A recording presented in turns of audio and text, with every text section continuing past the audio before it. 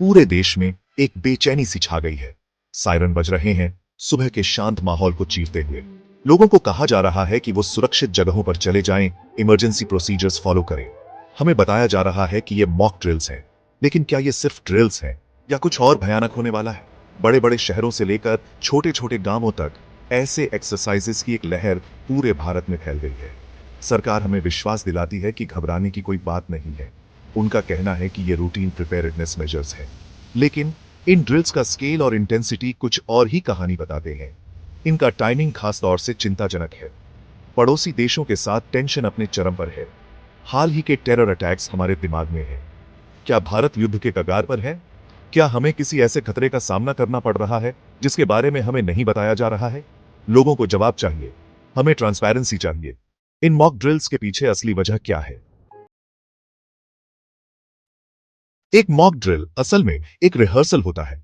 ये एक real life emergency situation का सिमुलेशन होता है, जिसे हमारी प्रिपेयर्डनेस और रिस्पांस मैकेनिज्म्स को टेस्ट करने के लिए डिजाइन किया जाता है। लेकिन भारत में एक मॉक ड्रिल असल में कैसा दिखता है? जरा सोचिए। एयर रेड सायरन की तेज आवाज सुबह के माहौल को चीरती हुई आती है।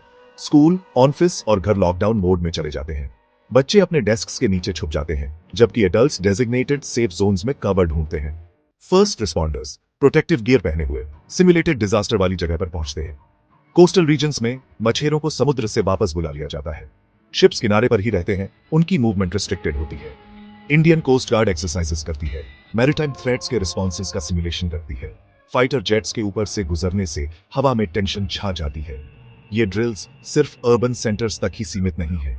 दूर दराज के गांवों में भी कम्युनिटी लीडर्स को डिजास्टर मैनेजमेंट प्रोटोकॉल्स की ट्रेनिंग दी जा रही है।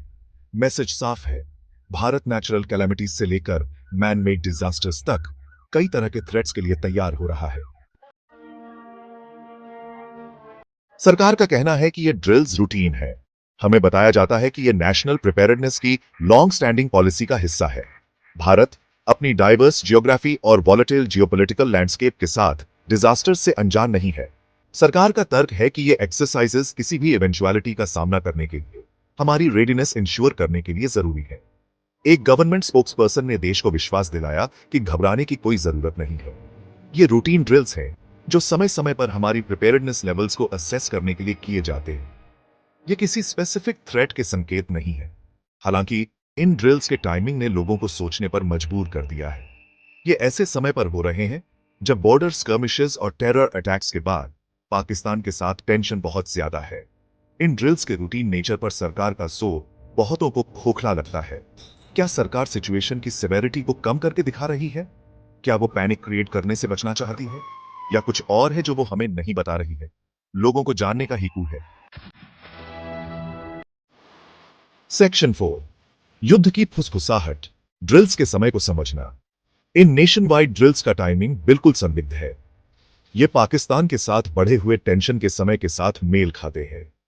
हाल ही के टेरर अटैक्स के बाद युद्ध के नगाड़े दिन ब दिन तेज होते जा रहे हैं। मिलिट्री एनालिस्ट्स बताते हैं कि इन ड्रिल्स का स्केल और इंटेंसिटी हाल के समय में अभूतपूर्व है। पिछली बार भारत ने प्रिपेयर्डनेस का ऐसा प्रदर्शन 1971 के युद्ध के दौरान देखा था। क्या इतिहास खुद को दोहरा रहा है? इसके अलावा इंटेलिजेंस रिपोर्ट्स बॉर्डर पर बढ़ी हुई एक्टिविटी का सुझाव देती है। पाकिस्तान भी अपनी मिलिट्री एक्सरसाइजेस कर रहा है। दोनों तरफ से रेटरिक काफी अग्रेसिव रहा है, जबकि सरकार का कहना है कि ड्रिल्स किसी स्पेसिफिक थ्रेट से जुड़े नहीं है। टाइमिंग कुछ और ही बताता है। क्या हम पाकिस्तान के साथ एक और युद्ध के कगार पर हैं? यह पॉसिबिलिटी, चाहे कितनी भी अनसेटलिंग क्यों ना हो, इसे नजरअंदाज नहीं किया जा सकता।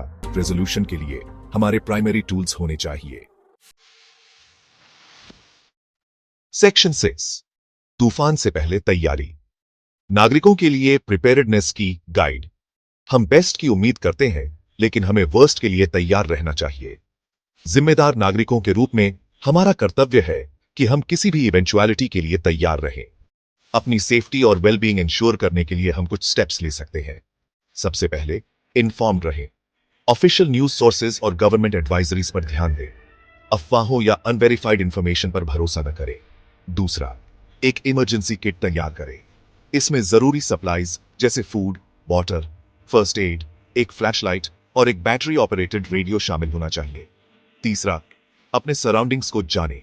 अपने घर, वर्कप्लेस और कम्युनिटी में सेफ जोन्स आइडेंटिफाई करें, इवैक्यूएशन रूट्स और इमरजेंसी प्रोसीजर्स से खुद को परिचित करें।